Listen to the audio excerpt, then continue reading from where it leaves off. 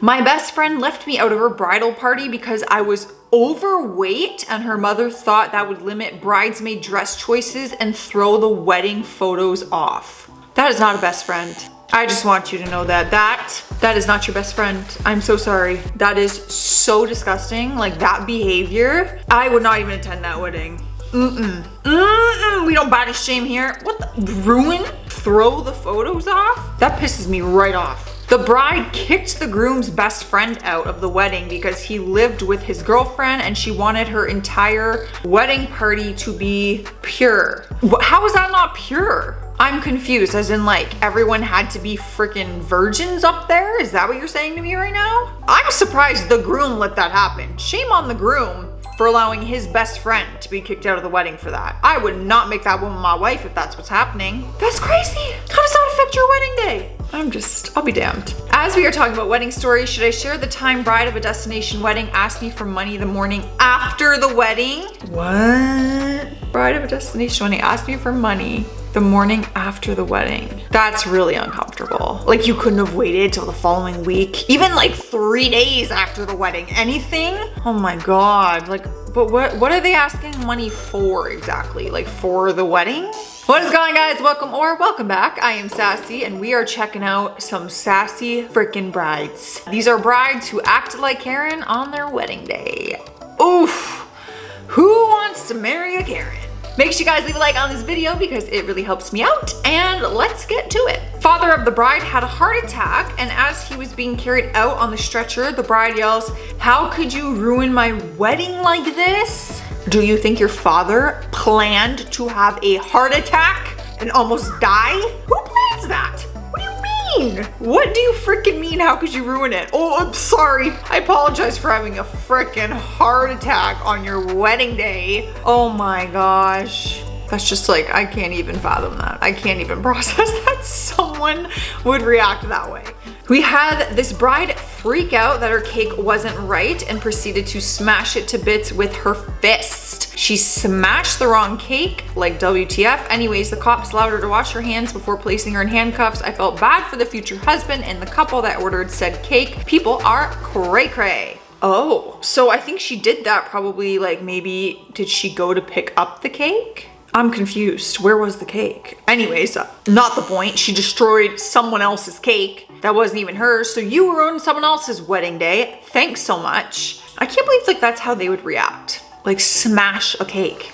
What a waste. And like so many, like people put so much time into those cakes. Come on. The bride sent out a list of approved fake tans that the bridesmaids could choose from and a list of ones not to use. Whatever if people want to use fake tans, but it's not even about which ones to use, because if you say they did the best one, but you have 5 different girls, everyone's skin is so different and everyone's skin will take differently no matter what spray tan it is. Like, trust me from experience. Everyone's skin is different. You have no idea how your body or your skin's gonna react to that. The bride asked me to dye my hair brown for the wedding because she wanted to be the only blonde. What? No. I hope you freaking said hell no. I think you're all right with me being blonde. That doesn't affect your wedding. I'm not dyeing my freaking hair, I'll tell you that. That's like a brunette friend being like, Jocelyn, will you dye your hair blonde because I want to be the only brunette? I'd be like, no. Like even if they bought me a wig, I still don't even think I would wear it. At the risk of sounding entitled, I have to vent today. When we invited our friends and family to our destination wedding in Thailand, only 9 people RSVP'd out of 150. Okay, I get it. Paying $3K to share my special day is too much for some of you. I'd pay for yours, but whatever. Of course you'd be upset that only 9 people out of 150 could make it there, but at the same time, you can't get mad when like $3,000 some people don't have, you know, and if that's just per person, there's people who have families, children, they're married, they have obligations at work. Like some people, I couldn't swing $3 grand right now. Are you crazy? That's so much money. I don't have that. Bruh, I shop at Dollarama. I ain't living that life. Like I would still like love to celebrate with you before or after and buy you a lovely gift. And you know, that's just such a tricky situation. I had an ectopic pregnancy. and I almost bled to death. She got engaged shortly following. When she asked me to be her bridesmaid, she told me I must wait to try to have another baby until after her wedding in 1.5 years, because if I had lost another child, it would take away from her wedding. Excuse me? People like this exist in the world? That scares me. That actually scares me that someone like that exists in this world and actually said that to you. That is so messed up. I hope y'all are ending these friendships because these are not friends. I like how you're like my best friend. No, that is not even a decent human being. Like, you're not a good person. That's insane. Once got uninvited to a wedding because the couple had picked lavender for the flowers, and I informed the couple I was incredibly allergic to lavender. They wanted the flowers more than me. The disinvite was framed as them looking out for my health. Oh, damn. So do you uninvite the one person or do you change all of your flowers? That is a hard situation though. Cause like, what if you have filled your freaking place with lavender, like filled that sucker, paid thousands of dollars. Like how much like notice in advance did you give them? Cause if you gave them notice, like if this person's close to you, like can't you change the flowers? But at the same time, like, I don't know. I specifically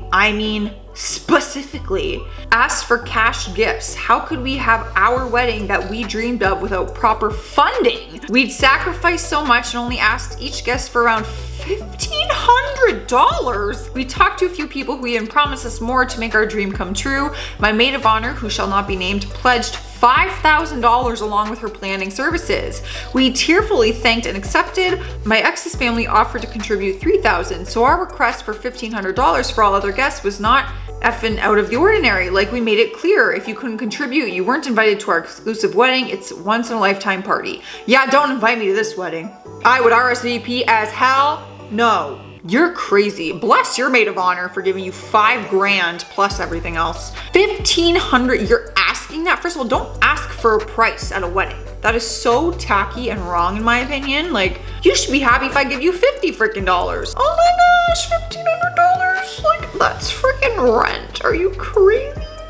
I realize this may be a controversial post. Ooh, I love me some controversial posts. But I'm looking for feedback, positive or negative, hopefully more positive. My FH and I are getting to send our second round of invites since we were postponed from 4/4 to 10/24. We are thinking about adding a line in it stating, we will have lots of hand sanitizer available, but if you feel it's necessary to wear a mask to our celebration, we respectfully ask you to decline to set the tone. My FH and I have pretty strong feelings about COVID and do not want masks at our wedding. Should we add the line or another one more elegantly stated, or leave it off? I just don't think the opinion of COVID should affect your wedding day. Whether someone shows up with a mask to protect them or their family, like, I don't think your belief should really be the main factor of your wedding day. Because just because you don't believe in masks and stuff like that, like, what if there's someone out there who lost a parent to COVID? Like, I know people who lost family members and parents to COVID. Like, what if I lost my dad to COVID and I wanted to wear a mask to your wedding? I couldn't come? Such a Karen mask thing to do though. It's annoying. All right guys, well those are some crazy brides, man. I don't agree with half of that. I went on a rant. Before I get out of here though, I'm doing today's Sassy Shoutout and it goes to Eric Rousseau. And they said, oh Joss, the word hyperbole is pronounced like this, hyperbole. Yeah, you're gonna realize very quickly on this channel, I don't know. I mispronounce things all the time. Every day. I probably mispronounced your last name, to be honest. It is what it is. Thank you for the lesson. I appreciate it. Hyperbole. Now I know. Cool. Not the brightest crayon in the box, if you know what I mean. If you guys want to be the next Sassy Shoutout, make sure you guys are writing things down below. I'm getting out of here though. Stay classy out there. Be nice to people, maybe, especially on their wedding day. Like, and be sassy. Always. Bye. If I ever get married. Check my battery level, sorry. Bride of a destined construction. Okay, as I was saying, oh, my back's broken. Hold on, I'm gonna move. My head looks so small when I sit back. Oh, that's better. Hold on, someone is messaging me. If you, my FH? Huh? FH. What does that mean? Fiance, husband? Huh? Whatever. Okay. Sassy Shoutout time. Have you even subscribed to the channel yet? Don't be a fake fan. Hit that subscribe button. You know you want to.